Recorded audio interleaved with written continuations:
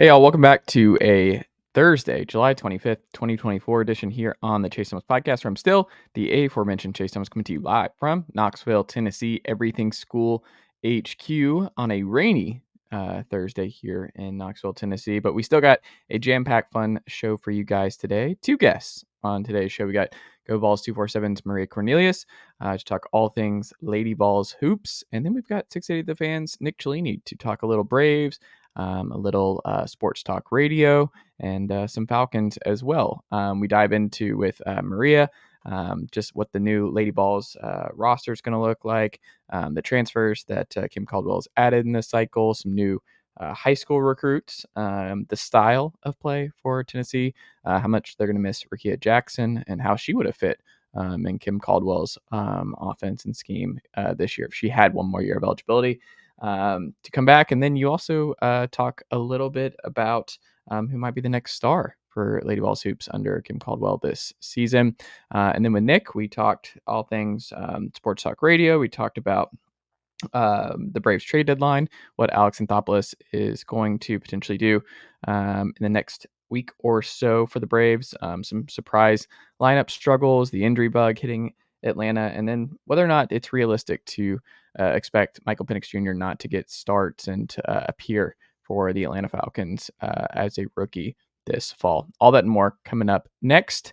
But before we dive into today's episode of the program, got some housekeeping that we do at the top of every show. So let's also point out that you can watch this show on YouTube, youtube.com/Chase Thomas Podcast. We are right around 2,000 subs. I think we're going to get there by tomorrow. But if you're not already subscribed and you like watching this program, make sure that you hit that subscribe button and like button as well on these videos, and comment below and let us know what you think of the show and these episodes and all that good stuff. You can also listen to this show on Apple Podcasts, Spotify, or however you get your podcasts. And if you're listening to us there and you haven't already done so, please hit that pause button right now and leave this show a 5-star rating and write us a review. It helps other people find the show, and it helps this very show continue to grow. You can also get in touch with me for the program at chasethomaspodcast@gmail.com. We'd love to hear from you guys on that front. And then, we have chasethomaspodcast.com, where you can access all of my previous episodes and learn more about the show as we talk all things Tennessee Vols and more each and every day on this very program. But yeah, there you go. Thursday, July 25th edition of the Chase Thomas Podcast. Uncle Darren, let's go. The Chase Thomas Podcast. My nephew needs me to record. See, I already hate it. I hate it. All right, we're back here on the Chase Thomas Podcast, where I am now joined by two-time guest here on the Chase Thomas Podcast. We got Go Vols 247's Maria Cornelius. Maria, good evening. How are you? I'm doing well. How are you, Chase? Not too bad. I think Andrea Carter was in the building today. She was back with the Lady Vols, and it's about that time. Like, does it feel? I mean, we're here in late July, but Rick Barnes and the men's team back practicing for the media this week. Lady Vols getting closer and closer as well. I mean, does it feel like, oh, I need to start thinking about basketball again? We're almost at time. I know you're a Smokies season ticket holder, but are you transitioning a little bit out of baseball? You're like, it's about time. I saw that graphic the Lady Vols put up of 100 days until tip-off, and I'm like, whoa, wait a minute. Who let that happen? It doesn't feel like it's that close, but it really is. Like you said, it's rolling up on us very quickly. That's cool that Andrea Carter was in town. Yeah. I wonder if you're going to see more and more of that in the coming weeks, or not even coming weeks, in the coming years. Who is who would be your favorite who doesn't come around, who's a former Lady Vol that you would like to see more often come around campus? The issue has been so many of them overseas. They just can't get back. Jordan Warston wants to come back, but she's probably going to be playing overseas. Because she had shoulder surgery last season.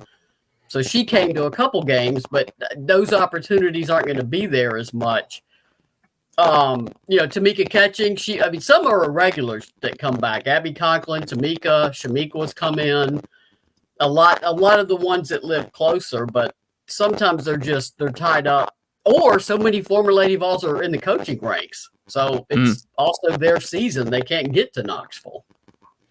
We always got to have story time before we get into the here and now. Maria, who is your favorite under the radar ball to talk to? Who do you miss talking to and covering on the regular that might surprise some folks? Yeah, they're all so good. I mean, Sierra Burdick was one of I still keep up with her, like, of course, with her being an Olympian now, but she's mostly overseas a lot, so I don't really get to talk with her that frequently. But she was on our all-interview team. I mean, she was wonderful with media. She could break down any loss, win. I mean, she was all media in terms of how she could talk about the game. Diamond DeShields was really good, too. I'd love to see. She popped in this past season. I'd like to see Diamond come back a little bit more if she could. I like it. Have you gotten to know Kim a little bit more over the last few months? A little bit. I saw her, of course, at the Booster Club event that she did the first week of July before the big recruiting push to get the coaches are basically on the road in July. So, but that I need to, now that we're starting to ease into that, obviously schedule more interviews with her, get to know the assistants. I mean, we got a brand new staff over there right now, so a lot of new people to get to know. But July is not the time to be trying to get to know them. They are consumed with recruiting. So, absolutely, and I'm going to ask you about that this week. I mean, they should be coming off the road very soon if they're not already back. Yeah. What's your current favorite Lady Vols hoops storyline? What have you been thinking about the most this summer when it comes to next year's team? The different style of play and what rotations are going to look like. People always ask me who's going to start. I'm like, I mean, I don't know. It would be helpful to see a practice. I don't see how you keep Talasia Cooper off the floor, in my opinion. I mean, I just got to see her practice a little, and wow, that she is good. But I'm not sure how much the starting lineup is going to be. I know players want to start, but if she, is going to rotate players in and out, I mean, the minutes are going to be there. So that's a big storyline, is what's this going to look like? I think this team will be faster and more athletic. The question of the SEC is just so big with post. If Jillian Hollingshed and Lazaria Spearman, both 6'4", are ready to take on a bigger load, the question to me is what's going to happen in the paint. And not that they're not skilled post players, but the SEC is just so big inside and physical inside. And Tamari Key, while she was not as healthy as she could have been, was such a great defender and shot blocker that she changed how opponents attack the paint.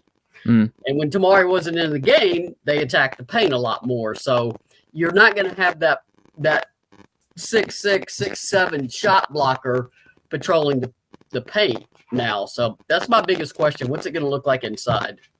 Do you think Kim Caldwell's style will alleviate a lot of those concerns? Some of it will, but a lot of it will, particularly if you're harassing the other team a lot and you're scoring as quickly as you can. The problem is sometimes, or not problem, but with basketball, sometimes you have to defend in the half court. If you go against a team that has quick athletic guards who are excellent ball handlers, you're not going to slow them down as much as you would a team that could possibly be bothered more by full court pressure. Those guards are going to be able to get the ball down the floor. And then when you have to fall back into a half court defense, what does that look like, particularly inside? What do you think the biggest minutes battle is going to be, and who do you think it's going to be between going into fall camp? I mean, here? With her style of play, I don't know. I mean, she's going to play a lot of players. I mean, they added the last one, I think she's 6'2", the forward out of Pitt via Spain, I believe. Rapa Lucci Iodel, I think is how you said. I want to butcher that, but I think it's Rapa Lucci Iodel. And I saw where they're giving her, in quotations, it says favor, but I don't know if I'm pronouncing that correctly. But that would be a lot easier for. I was thinking of Brian Rice. He's going to have to get ready. He's going to have to get in shape this season because if they're rotating in and out, he's got to be ready to go, telling us who's in and out on the radio. That's funny. Yeah, like a hockey, I've always been amazed at hockey announcers. Like, I just don't think there's anything more difficult than being a hockey announcer, because it's just so quick, and you have to be paying so close attention of who's coming in and who's not, and just being just ready to go. I couldn't do it. Like, there's not a way. But that's kind of exciting though, right? Is to have this many just new options, and part of it is like it's hard to forecast. So when people are going to ask you this fall, like, oh, who's going to start, who's not? You're like, well, I mean, I need to see what the style is. Like, I kind of need to see. I think it'll be pretty evident early on who fits with this style and who doesn't. Do you think ultimately it's going to be more dealing more? It's going to be a team built around transfers for Kim in this first year, or do you think they're going to play an important role? I mean, you do have returning players. Jules Spear, proven player. Avery Strickland, I mean, she basically lost her sophomore year to concussions. I mean, she gets a concussion. 2 days later, she gets another one. I mean, that how concussion protocol is now. There was a Smokies player that horrible collision in late June in the outfield between, it was the first baseman, I think second baseman and right fielder, all converging on one of those Bermuda Triangle balls. I mean, he was out cold. They had to bring an ambulance onto the field. He was, he's okay, but he's still not back. And we're a month now. So that kind of concussion, especially her getting 2 back-to-back, pretty much cost her most of her sophomore year. She is athletic. She was a multi-sport star at Farragut High School. And I'm intrigued to see where I think she will fit into this system. I think it will be a good system for Avery. The transfers, I mean, they're outstanding. I mean, Spencer, Ruby Whitehorn, I mean, she's a tremendous player. So Destiny Wells will be back. Kanaya Boyd, I'm very interested in. I mean, she's a freshman, so you don't want to put pressure on a freshman. I mean, that's a lot coming at them. But there's some of the newcomers are definitely going to be ones who could potentially thrive in an up tempo system. Talasia Cooper, I think, will just be outstanding in a system like this. She's so quick. She's one of the quickest players I've ever seen, and she is ultra competitive, particularly on defense. And you don't always get that with skilled offensive players because they're not always that interested in being a good defensive player. But she's somebody that could also become like a Jordan Horston in the WNBA. She's got that kind of skill package. So I'm curious to see how she does. How do you think redshirting will help her? Like, just being the program for a little bit and kind of getting her feet wet and grounded. Normally, you would say she's had a year in the system, but now the whole system changed. I mean, she practiced, against the team and with the team last year, but I mean, everything isn't new to her. You got to travel with the team. She was at South Carolina. She brings, even though she hasn't played in a year, a tremendous amount of savvy about the game. And the fact that all of them stayed minus one player is I mean, that's incredible in this day and age of the portal. So I am still telling people to pump the brakes. A first-year coach putting in a new system does not necessarily light things up. Give it time. Let them adjust to it. Let her adjust to them. I mean, I think they'll be competitive, but I just want people to let this team grow. And what you want to do is be playing so much better, once you hit 2025 and you go into postseason. Because it's an adjustment. It was an adjustment in Kelly's first year. Yeah. Just as everything is new and everything is different. But there's a lot of athletes on this team. There are a whole lot of athletes on this team. Well, I think what will be interesting, I guess maybe this is a little bit different than the previous head coaches who've come in here in year one at Tennessee, is that her style is going to blitz and surprise people. I mean, this is not a style that other SEC programs have seen. Like, this is different. Yeah, can they play it like Auburn does? Because Auburn gives people fits, but how many wins does that translate into? That's where the offense has to come. She also likes to shoot a lot of threes, so that'll be a good thing to watch too. Who is consistently hitting a three ball? That you will need that to get on the floor too. So Who stands out to you in terms of like who should be able to light it up from deep this year? I mean, I think Spencer shot pretty well.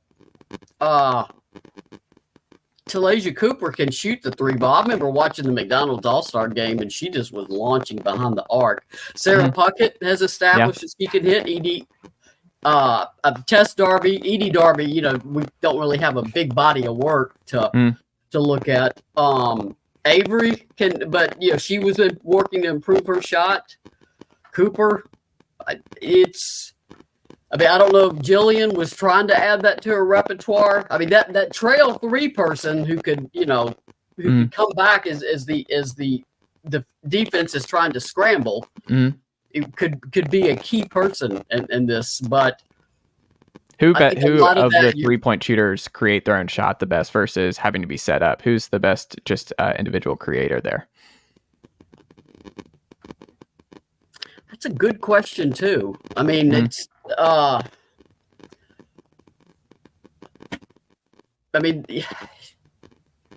obviously, Rikea could create her shot. She didn't take a lot of threes, but I mean, she was a threat to shoot. I mean, Tess was more of a trail or get open. The defense loses her, bam, hit her with a pass, and then catch and shoot motion.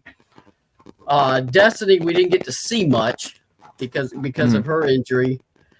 I mean, that's a good. I mean, I really think Cooper could fall in that category too because she's so athletic. Jill's probably. I mean, I think she can do more about putting the ball on the floor. She when she first got here, I think she was putting up a lot of threes. She got better as the season went on in terms of moving around more, finding spots, not just but like I said, we've all got to get used to seeing what they're going to do. I'd love to talk to Kim in August, Coach Caldwell, because these are all great questions that without a body of work to look at to see what's going on in practice. Absolutely. Well, in terms of, I mean, this is something I think that we can look at without seeing some practice, which is just that because I mean, there's a lot of, obviously there's so many different players in the portal that you can scout and look at and look to bring in, and you don't know who you're ultimately going to be able to bring in. You cast a wide net. You have to watch a lot of tape very quickly, especially when you're a new staff coming in here. What do you think the transfer targets and the ultimate additions by Kim in this first cycle tell you about what she's going to value and what she's going to look for in terms of just how she scouts and what kind of players are going to fit her scheme? And we can mention too some of the early just high school signings as well. Yeah, obviously getting the two twins, that was a good move because there's not a lot of size in 2025. There's a lot of guards, and they've gotten two guards. There's several other guards they were recruiting, but point guards, they don't tend to. You don't get 2 and 3 a class. I mean, they tend to spread out. And I should mention Spencer too, because she could shoot from Arkansas. She's also an excellent free throw shooter, which will be key for this team. And usually that translates for 3-point shooting. If you're a good free throw shooter, usually that's good. A good indication Santa's for how trying to say hello. This is a very dog friendly podcast. Peeking over. She's going to put 3-point shooting is huge. I mean, when I first talked to her in May, she had some sessions. She goes, "Our 3-point shooting's got to be a lot better." So 3-point shooting is a big deal with her because they're trying to get open threes. And I remember talking to Jerome Hornbuckle, Alexis Hornbuckle's father, who coached her and her sisters in AAU ball because they're all from West Virginia. Alexis Hornbuckle actually played with her sisters. Oh. Because but Kim was so young, she didn't overlap with Alexis. So he is on the Kim train big time. The Reverend is like he's a reverend, a pastor, and a coach. He is on the train big time. He said he kept up with her at Glenville State, and he would see her doing things that they used to do, like the philosophies of how to play. And he was talking about how you don't just defend one-on-one, you protect the rim. Mm-hmm. You do not let the other team score. That's a big focus of the defense, and he said he sees that with her. Also, the point is to get down the floor quickly and get a shot quickly before the defense gets set. If you don't have a shot, back it up, run something, get the best shot you can as quickly as you can. I don't think they're going to see shot clock violations with this team. They know to get going. So she puts a premium on shooting and obviously a premium on defense. You can't play that style of play unless you were bought in defensively. Yeah. That is not play. I mean, that's why everybody hates to play Auburn. They just hammer you all game long. But last year they didn't score enough. Their defense just could stymie people and frustrate them, but they couldn't find enough offense. Well, that's one of the put the two together. They could be a pretty difficult team. Well, I think that's one of the things. I mean, just when you think about the Houston Rockets team with James Harden, where one of the things that always frustrated NBA fans with the prime of James Harden's career was just that, like, he had this high usage rate, but he was a turnstile on defense. And one of the things that people miss is that to have that kind of usage and to have so much expected of you and have so much on your shoulders offensively, you can't be both. Like, everyone can't be LeBron James, where you can be the engine that could on both ends of the court, and you can be an elite defender and also an elite offensive player at the same time. I think what's most interesting about this first year with Kim and what she's building with the staff is how much do you, like, I understand you want to instill the defensive philosophy and just really, really make sure that is a strong part of your identity. But also, if you want to score and you want to have this as well, you don't want to overemphasize and wear your team out just by putting such a premium on defense that they don't have the legs to shoot. Because, I mean, come fourth quarter, like, you need some people to be fresh. You don't need them all to be gassed just because you've overemphasized just full court press defense and just wearing your team out. Like, that's going to be the early questions and things I think I'm definitely going to look at, of just how tired this team is and what that does to their offense late in games. And that may require adjustments. And she indicated she would adjust as needed. But part of the way to counter that is frequent substitution. Yeah. And that's what she really likes to do. There's 15 on the roster. I'm not saying it goes 15 deep every game, but it's not like 6 or 7 are going to play. People are going to get in the game. So because you can't ask a team if you have a rotation of 7-8 to press 40 minutes a game and also be able to shoot. Now, her big emphasis is getting in shape. I mean, I think it's been an eye-opening experience about what she considers getting in shape for a lot of players. So, and they have all summer, and I mean, so that'll be key. Who's prepared to physically endure this pace, and then the biggest thing of all, injuries. Yeah. I mean, that's the unknown. And I mean, that can torpedo a team. I mean, Tamari Key in Jordan's senior year, what if she doesn't get hurt? I mean, there's just, and that brings another question, rebounding. Your two best rebounders were, Tamari Key was good, Rikea Jackson. Who's going to get on the glass? So when you look at this roster, what do you think is it rebounding? Is it, like, what is the biggest, I guess, concern just with the roster that Kim's going to have in year one? Where do you think they just don't have the pieces to be even average at? What is just you have circle where you're like, I don't think they have this year. Above average, because I think they'll buy in. The things you worry about, one, are always injuries. Yeah. I mean, you cannot take a torpedo shot to critical players. I mean, that's one thing that torpedo Tennessee. I mean, when Jordan,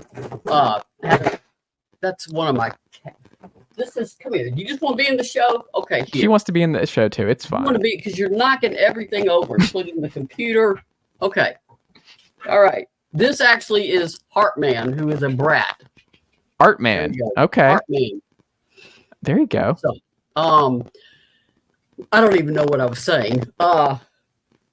Injuries. Injuries. That is the number one thing you cannot afford to take critical hits. Two, I mean, rebounding. I think Spearman can rebound. And I think Hollingshed can rebound. They're going to have to. I mean, that's your size inside. A guard's going to have to rebound. And I mean, the biggest question, and I think it's one that is post defense. How are you going to do a workaround when you lose? I mean, you just don't replace 6'6". I think she's 6'7", but in the paint, because even if her stat line wasn't high in a game, she created so many. I used to call them U-turns. They're headed to the paint. They see her and they U-turn right out of there. You get the shot clock going longer. You know, you can't find the shot you want. So post defense is a big one. Now, if you can accelerate the pace and score at a good clip, I mean, it's going to be fast paced. It could be high scoring games, but But the thing I like about Coach Caldwell is she gets it. It's not a one end of the court kind of coach at all. Which is then I go back to let's let her get everything in place. I mean, every person she picked up, every player she picked up out of the portal will help them. I mean, I think all four of the or five, if you count Rappalucci, Iodell. I'm going to keep working on practicing that. All five of them can absolutely contribute this season. Do you think Key is who they ultimately miss the most, who's not on the roster, or is it Rickea? Like, is it Key or Rickea? Rickea is going to be, because she's a bucket. I mean, she can score at will. She is a special player. Rickea is, I mean, look what she's doing in the WNBA pretty quickly. I mean, you have to have a basket. I mean, the South Carolina game in Greenville, I mean, that was one of her best games ever. South Carolina, the game that they ultimately lost, could do nothing with her. Nothing. That offensive board basket she got at the end to put Tennessee up, she was off that floor so quick. And, I mean, those are big players for South Carolina. And she was off the floor so fast to put that back in. I mean, that's a player you don't replace her. You hope you can find somebody who has that kind of competitive edge and willingness to take those shots. I mean, Rickea didn't hesitate to want the ball. That's a big part of being a clutch player. Do you want the ball? Knowing you may or may not make it. She wanted the ball. She was willing to take it. Do you think she would have flourished with Caldwell's system or no? I think so, because she's so quick. I mean, and Rickea can run. I mean, I think she would have. Do you think she would have shot a lot more threes? Do you think she would have adapted to that style? Or, I mean, if you have somebody like Rickea who could, I mean, her ability to score in the paint, to maneuver in the paint, to reorient herself in space, even when she left her feet. Let's say you're running down in this go fast offense and you got two spot up three ball shooters in the corners. The lane's going to be wide open. Yeah. I mean, just, fire the ball into her. Yeah. So she would feast a little bit. I think she could. There's pieces on this team that are very intriguing, very intriguing, and I'll be very curious to see how they all come together. And I will be, like I said, preaching to fans: give it time.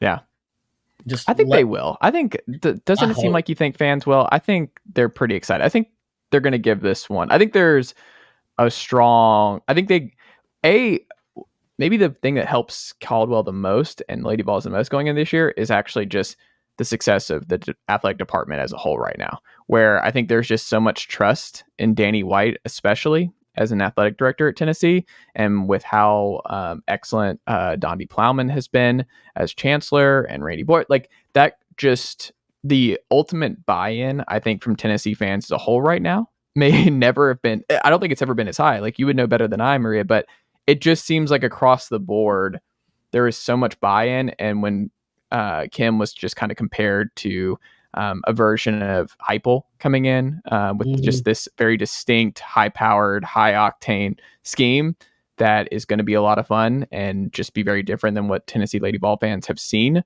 over the years.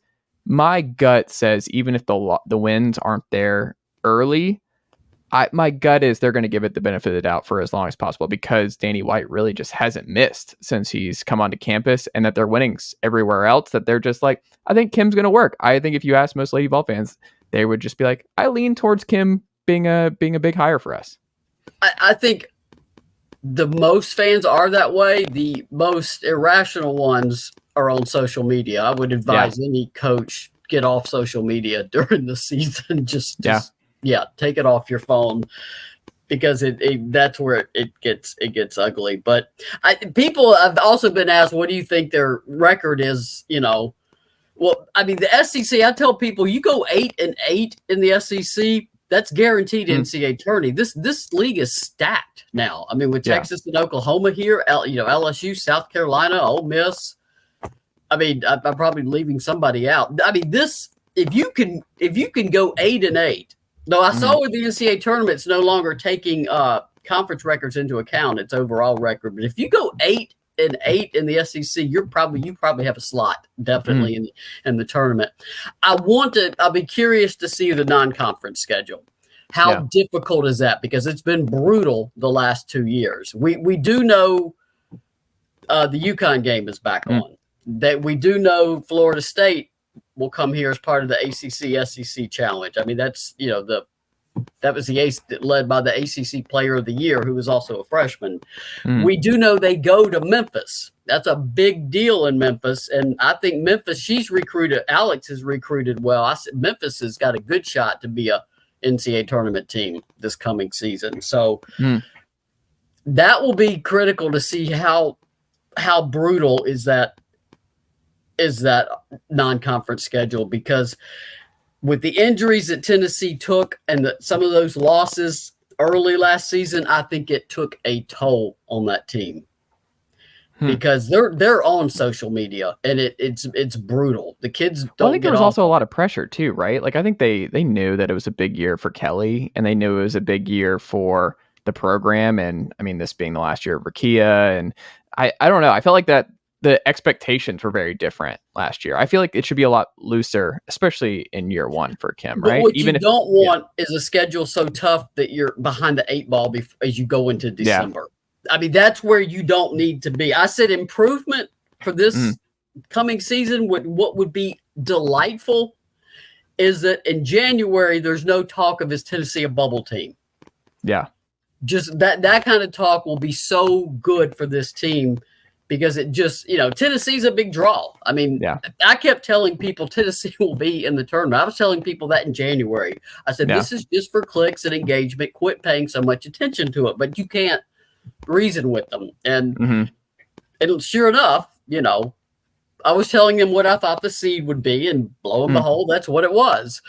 And so I would hope that that's not even an issue, because I think it does start to take a toll on teams, on programs. Fans get agitated. They get more agitated the more active they get.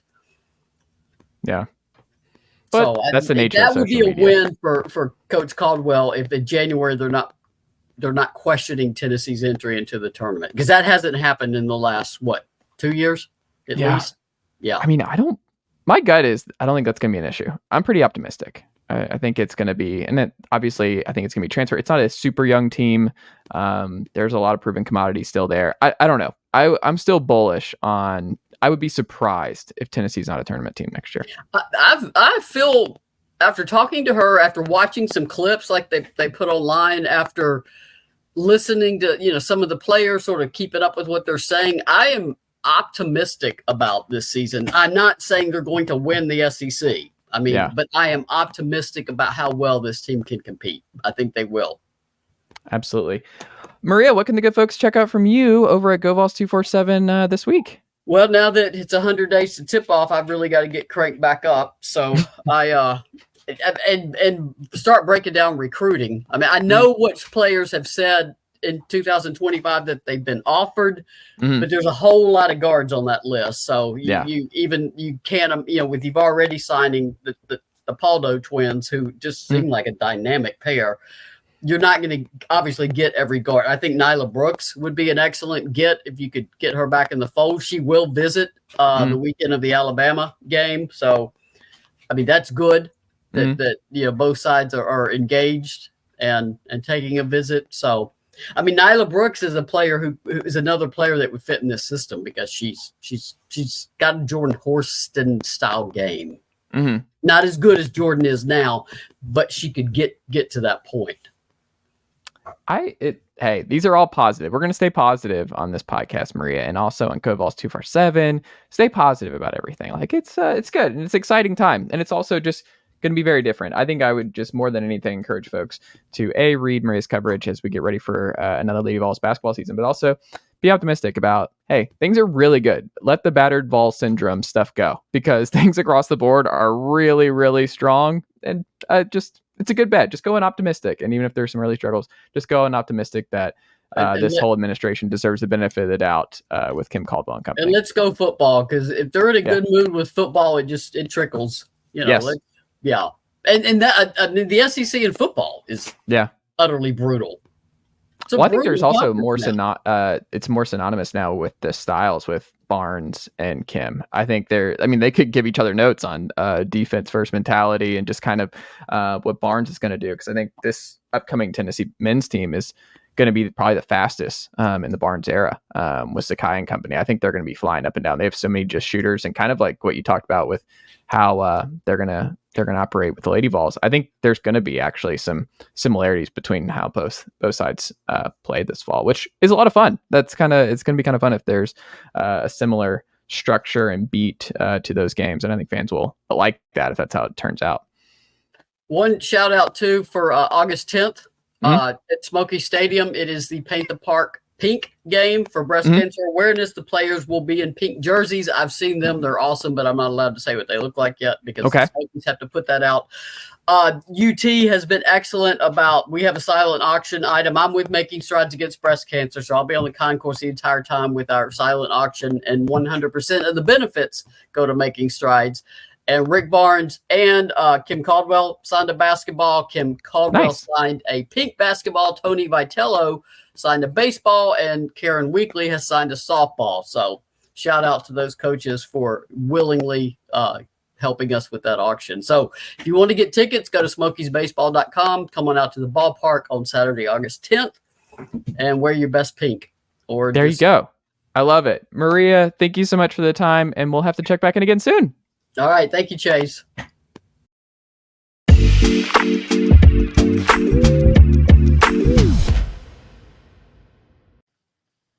All right, we're back here on the Chase Thomas podcast, where I'm now joined by old friend Nick Cellini of 680 The Fan, who has just really, really enjoyed just the daily grind of Atlanta Braves baseball, where everything is great. Nick Cellini, how are you, sir? I'm doing a lot better right now, Chase, than seemingly the Braves are, but I'm still supporting the club. I'm a season ticket holder, so we have to take the good with the bad, right? So you being a season ticket holder, going to a lot of games, do you get stopped a lot? Is it one of those things where do you want to have those conversations? How are you in public when people want to talk about Braves? Because I think with you and I in sports media, we talk about it a lot, and we kind of want a break from it. Do you embrace it? Do you like it? Or do you kind of wish you could just kind of be low key and not really have the conversations there? Well, Chase, I'm lucky everybody takes the time to say hello. That means they're listening to the show. That means they kind of sort of care about what I think about the Braves. I'm like my wife. She's just like, you know what? You get 3 hours of them a day. I get them 24/7. So he is all yours. But in all seriousness, I do appreciate the fact that people are passionate about the Braves. The people are passionate about sports in this town because it's really changed. I've been here since 1996. And even when I first moved down here, the passion wasn't really what it was and what maybe it should have been as a pro sports town, as opposed to what you see now. I think for all the teams, especially the Falcons and the Braves and even the Hawks. I mean, people get upset with maybe some of the things the Hawks aren't doing. I know I'm going off topic a little bit, but at least they care as opposed to being apathetic, which was, I think, the case in the late 90s. Absolutely. Well, we'll get into some Falcons and Braves stuff here in just a second, but I kind of wanted to pick your brain on something that I'm curious about the origin and what you look at it as with Crosstalk with you, Chris, Matt, and Chuck, where this is now just an everyday thing. And I'm just going to go ahead and tell you, Nick, I think it's the best it's not a show. It's the best, I don't know. It's the best 45 minutes on the radio each day. And I'm curious, do you agree? And then what was the origin of the crosstalk with you, Matt, Chuck, and Chris? Well, our boss, and thank you for that, because a lot of people do feel the same way. Our boss, our program director, Matt Egger, said, I want to kind of put these two shows together, and we'll have kind of like that 15 to 20 minutes, sometimes longer period where you guys can just kind of, you have a couple of things sports wise, and then we go back in time and talk about birthdays, what have you, things that happen on this date in history. But want to put those two shows together and kind of see where it goes. I liken it to, I don't know if you've ever listened to Howard Stern, but when he was Howard Stern in his day, they would do the news at the end of the day every day, and Robin would do the news, but they would go off in seemingly 1,000 different directions and go off on a million tangents, and they didn't know where we were going to go. And it's kind of the same way. We don't know where we're going to go, and the audience doesn't know where we're going to go. And it seems to be a fun ride, Chase, because a lot of people do really seem to enjoy that 20 to 30 minutes at the end of the show every day. It's just good. I think part of it is like the blend of, it kind of feels like a podcast is the way I would describe it, because there's a blend over where it just feels like four guys who know each other really well are just talking about life and what's going on in the world. Like, it's hard to replicate elsewhere in radio. It's just a different kind of feel. And I think that's why, in my estimation, I'm curious if the listeners feel the same, but it just feels like it doesn't feel like the mics are on a little bit. I understand there are different things, but it just feels like four guys catching up on what's going on around Atlanta or back in time and things like that. Yeah, and that's the culmination of guys, you're right, Chase, that have known each other, which is kind of frightening because I'm not getting any younger, for almost 30 years. So we kind of where we're going to go. We almost finish each other's sentences. So yeah, it's fun. I mean, we just get, it's the end of the show for us, and we're just, Chris and I are kind of goofy at that point from being on the air for, plus hours, and they're just kind of getting warmed up. So it's a good combination. And like I said, sometimes we'll go off on a serious tangent, but more often than not, we go off on the deep end when it comes to pop culture. Yeah, absolutely. This isn't a sports radio thing at 680 question for you, Nick, but you're a workout guy. You're an exercise enthusiast. You said you're getting up there in age. I'm curious from your perspective, and I think listeners are curious about this. What is the hardest exercise for you to do that you still are committed to, that you're like, ooh, Father Time's catching up to me a little bit here? There is nothing worse than a leg workout, lunges, squats.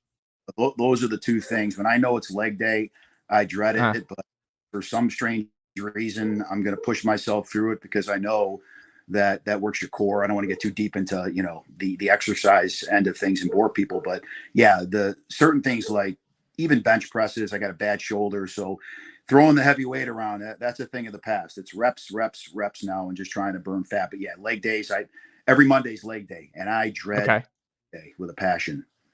Are you a believer in first thing in the morning, the lunch workout, the evening workout? What do you subscribe to? I kind of like to mix it up because I think you shock your body a little bit. Sometimes I like to go after the show. Sometimes I'll go before the show. So, it varies, but it's hard getting up in the morning. But I'll tell you, you feel better when I'm done with my workout in the morning and I'm driving in to work. It's a different feeling as opposed to, knowing you have to do it after the show. But I think I just like to mix it up just to, like I said, so my body doesn't get used to it.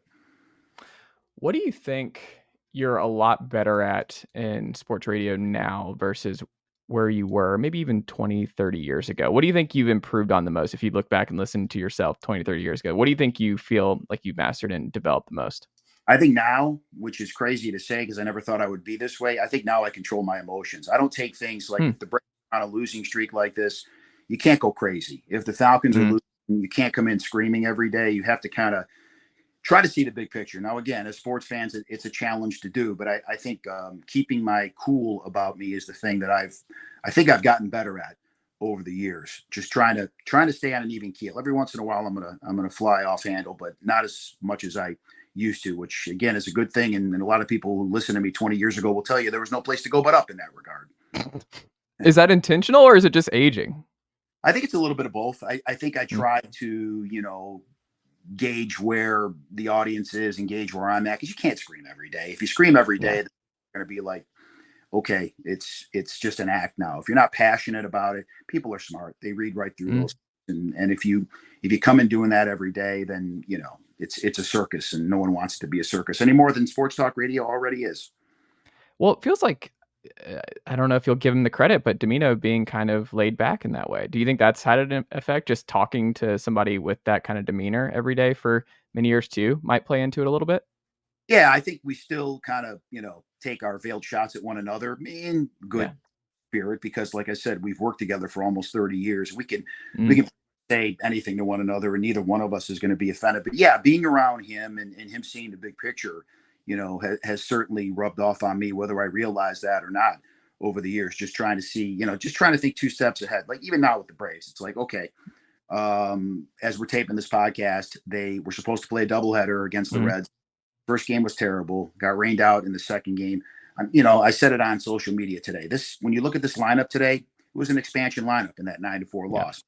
Big picture, Alex Anthopoulos told the season ticket holders yesterday they are buyers. They're not going to be sellers. So they're going to have to adjust something. And Michael Harris hopefully gets back in mid-August and Max Fried gets healthy because I think they even understand with what they have right now, they're not going to win. So instead of losing my mind about it, we try to think big picture and say, okay, let's see where this team is on July the 30th when the trade deadline comes and goes. So if you were Alex Anthopoulos at this moment, because it seems like you might go the other way, would you be a seller at this? Because people think tear down, but seller can just be trading Max Fried and just riding out the rest of it. Like it could just be something that's similar. Like that's how we looked at with the Hawks. And one of the more frustrating things with the Hawks was just sitting on Kevin Herter for too long and then losing him for nothing, basically sitting on for John Collins too long. There's nothing wrong with just like selling high in a little way where you just look at it, you're like, the odds just aren't great. But then you look at the rest of the NL and you're like, if we do a little, I mean, obviously the Phillies are the juggernaut, but we'll see. You might miss the Phillies depending on how the seeding unfolds. They might get upset by somebody else. And I mean, the Diamondbacks, they weren't feeling like they were a World Series team at this time last year. And baseball is just a little bit different in that regard, where here, me being a Tennessee guy, like one of the things that was kind of crazy is the best team Tennessee's had ever, and maybe the best college baseball team of all time in 2022, didn't make it to Omaha. They got upset in the supers. And then, of course, the next year where they have all these problems all year long, the offense wasn't nearly the same, and they made it to Omaha. They made a deep run. Obviously, they won it all this year, but that's probably the most frustrating thing about baseball. And maybe that's where AA looks at this is like, I understand fans are frustrated. I understand that the injury bug has hit us really hard, but come playoff time, like it's going to get weird. There's an opportunity for us, and it's better to be in that party and see what happens versus just going too much the other way and going super cynical. I don't know. That's just my read. Is that your read too? Yeah, I think you have to look at, like you said, Chase, the two World Series teams last year. Mm. Texas, I mean, they closed out the season on a horrific run. The Diamondbacks, you talked about them. I don't know how they did what they did winning those last two games in Philadelphia. The Braves in 21, and even, the opposite, the Braves the last two postseasons coming apart at the seams, despite all of the records, especially that they set last year. Are you peaking at the right time? And if your staff is healthy, if you have your top three in Sale and Lopez and Fried, then you kind of like your chances. But if they have to do something with this lineup right now because your corner outfielders aren't even hitting 200. And I'm sorry, I'll never forget 21, and I appreciate Adam Duvall for that. But I mean, defensively, offensively, he's a major liability now. And I've said this on social media a few times as well. Either he has an injury that we don't know about that no one's revealing, or the end is just here for Adam Duvall because he's clearly not the same player, nowhere near the same player he once was. So in the outfield, you got to make some moves. You just have to. What would you think the reception would be from the fan base? Like if you took calls the day after Double H, let's say he trades Max Fried and maybe, I don't know, Travis d'Arnaud. What do you think the reaction would be? Because one of the interesting things about the Braves is obviously they've been the most stable organization in Atlanta for many years. It's just normal that they're competing year over year. This year, it certainly seems like, at least from the outside and talking to my friends and just monitoring social media, that most Braves fans are ready to hit the eject button. I think their AA actually has the goodwill of the fans. My interpretation would be if he sold, this might be one of the rare occurrences this summer where I think fans would not be mad at the Braves just being like, it's not our year. Do you feel the same? I may steal that from you, Chase. I may put that Okay. out on the media, and we may take some calls. If the Braves are sellers, how would you Mhm. feel this year? It's a good question because obviously when you're losing and social media, there's a lot of, negativity anyway on social media. But going back to what you said, I think a lot of people would feel that it's the right thing to do. And home team Brandon Leak, who does the locker room 6 to 10, weekdays, the morning show on the Fan, he kind of brought it up for the first time. What about trading Max Fried? The issue we have now is the injury. Is he healthy? Is someone going to be, and all it takes is one team. Would somebody be willing to roll the dice that Max Fried is going to come back healthy? Because I think you can get from a team like, I don't know, the Yankees, even the Dodgers, where I think he's going to sign anyway, here, because they're going to be the ones to offer him all the money. I mean, can you get something in return? If you can, maybe you start to think about replenishing the minor league system, which obviously with all the deals you've made over the years isn't quite the same. So it's something to think about. Or Reynaldo Lopez. Like, are you sure? Are you convinced that this is the real Reynaldo Lopez for the next 2 to 3 years? Like, this might be the all-time best time to trade somebody like Reynaldo. Yeah, it's a good point, especially when you look at his last 2 starts. Now, again, there was going to be a market correction. He wasn't that good, but you're right. The past 3 or 4 years, he never threw them more than 66 or some odd innings and somewhere along those lines. So, yeah, I mean, can he be a guy that's going to give you 150, 200 innings every year? It's a valid question. Do you think that this is as good as it's going to get, and maybe you can get something for him now that you won't in the future? All valid questions that probably Alex Anthopoulos is behind the scenes bouncing around right now, thinking about in his head. Final thing on the Braves. I think this season, one of the weirdest parts about it is just that the lineup has had so many problems. Like, everyone's focusing on the injuries a little bit, but the lineup, it's like Ozzie was, I mean, it hurts that Ozzie's going to be gone for a while, heart and soul of the team, but he's had a rough year by and large. I mean, Ronald Acuna was average before he was knocked out for the year. You look at Matt Olson is having just a brutal season on his end. Austin Riley, slow start. Who, in your estimation, though, is the most surprising just season-long slump in the lineup? Who is just, you just see every night, you're like, I just cannot believe he's having this kind of year? Well, it's got to be a guy that was a streak hitter as it was, but to be 1 for 33 going into Wednesday afternoon's game in Matt Olson. I mean, I watched an at bat he had Saturday in the second game of the doubleheader when he struck out late in that game.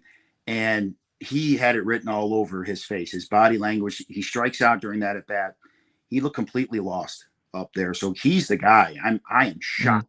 Sean Murphy, too. I know Sean Murphy got hurt, but Sean Murphy clearly isn't the same player either. The 2 All-Stars from Oakland are the 2 biggest surprises at this point. And Matt Olson, people say bench him, but okay, you bench him. What are you supposed to do? Play Adam Duvall at first base? We've talked about him. Do you put a first baseman's glove on Marcell Ozuna? I don't think anybody wants that either. So, you're kind of between a rock and a hard place with Matt Olson right now. He's got to play. Maybe you give him a day off here and there, because he did play he's played 559 or so consecutive games now, which is the longest in baseball. But you give him an occasional day off. Other than that, he's still going to be your first baseman. Yeah, and it's just the confidence level there. Like, that's not something you want to do in this kind of streak. I mean, he's a long-term guy. Like, you just have to let him get through it. I mean, you hope it's not a Chris Davis situation. Like, that's the worst case scenario, is like something like that. Then you're in, I mean, we're not there yet, but that's something I'm sure some fans have in the back of their minds. Like, I hope it doesn't go, but I don't see that in the future for Matt Olson. But you just have to, like, he's a core guy. You have to let him work through this. Yeah, there's nothing else they can do at that point. As you said, they signed him to that contract. He's the core guy, and he hopefully will turn things around. Like I said, he's a streak hitter. Maybe late in the season, he gets hot again and carries this team on a postseason run. Who's to say? Switching gears here a little bit to the Falcons. They have had 6 consecutive losing seasons, obviously, Nick. What makes you feel most confident, though, that the streak ends this season? Well, they have a quarterback. I mean, let's face it. And Mariota and Ritter and, Taylor Heineke is a backup quarterback. But the guys that were the full-time starters obviously were not professional quarterbacks as far as starters are concerned. Now they have a guy that is all of that and then some. And you've heard all of the players, Kyle Pitts and Drake London, Bijan, they've all rallied around him, the offensive linemen. They've all rallied around Kirk Cousins. And you just could see the optimism that is there now. So for that reason, I think having an offense, I still got questions about the defense, but the fact that they have a quarterback now, I see them winning this division. I would not be surprised to see them win 9, maybe get lucky and win 10 games. But I think the over-under is 9.5. I would go under that as far as Vegas is concerned, but I could see them winning 9 games and winning this division because I don't trust anybody else in this NFC South. It's just funny because I feel like I felt like that the last couple of years, right? Even with worse quarterback play. And that's why it just, everything screams the Falcons should run away with this. but I can't do it. Like, there's still just some part of me that's like, I think I'm going to pick the Bucs again. The Bucs are just like, Baker's just going to quietly get his team to 9-8, 10-7, or I don't know. Like, we have to see what Kirk Cousins looks like. That's part of the problem. It's not a fun answer of just what does Kirk Cousins look like post Achilles. Like, we just don't know. With his age, there also has to be a reason that the Falcons drafted Michael Penix. Like, there is some level of concern within that building of like what Kirk Cousins is like. Like, yeah, you pay him. It's kind of like, hey, we're not sure about Kirk, but we are sure that either Kirk or Michael Penix is going to work here. Like, we're sure when we throw these two darts, one of these two is going to hit this year or next year, and we're going to be fine for the foreseeable future. But that goes to my next question of like, do you believe, because this is a rarity, like you don't see guys being able to sit behind first round quarterbacks, top 10 quarterbacks, sit and learn for years like that. What the Packers have done, what the Chiefs do with Mahomes, that's a rarity in this league. Do you actually believe Michael Penix, who is one of the older quarterbacks coming into to the NFL and with his injury history, do you actually believe we don't see him at all this year, or do you think Michael Penix Jr. does get some starts for the Atlanta Falcons? I mean, when they drafted him, I said this: you're inviting trouble. Even if, let's say, Kirk Cousins doesn't play in the preseason and Michael Penix does, which he should, as well, you're going to have questions. Kirk Cousins, because every NFL quarterback for the most part goes through a rough stretch. If he hits a rough 2 or 3 or 4 game stretch during the regular season, you're going to hear the other side of the fan base say, "Hey, look, what about the guy you just drafted?" No, it doesn't happen very often. And that's why you're starting to hear now. The assumption was when they first drafted Michael Penix Jr., it was going to be 2 years for Kirk Cousins, and then Penix would take over. Now you're starting to hear maybe one and done with Kirk Cousins and then Michael Penix coming in and playing. And the only time I recall a team having the ultimate postseason success and then switching quarterbacks was the Ravens, who were, of course, led by their defense when Trent Dilfer and then Elvis Gerbach came in when he was signed by Brian Billick. Yeah, it's a rarity, Chase, for a number of different reasons. But for the most part, to start the season, it's going to be Kirk Cousins, and you hope that he's healthy with the Achilles. But beyond this year, who's to say? And like I said, if there's a rough patch, who's to say we don't see Michael Penix? Because everybody's trying to say, well, no matter what, Taylor Heineke is going to be the backup. I don't know about that. That remains to be seen.